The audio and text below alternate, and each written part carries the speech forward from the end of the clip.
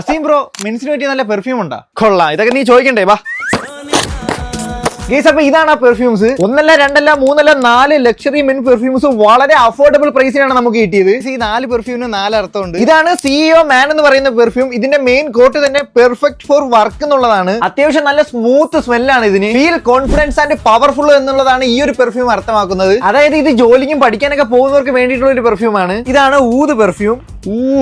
ഊത് സ്മെല്ലൊക്കെ ഇഷ്ടപ്പെടുന്നവർക്ക് പറ്റിയൊരു പെർഫ്യൂം ആയിരിക്കും. ഇതൊരു ഡേ ആൻഡ് നൈറ്റ് പെർഫ്യൂം ആണ്. ഈ ഒരു പെർഫ്യൂമിന്റെ പേരാണ് ക്ലബ് മാൻ.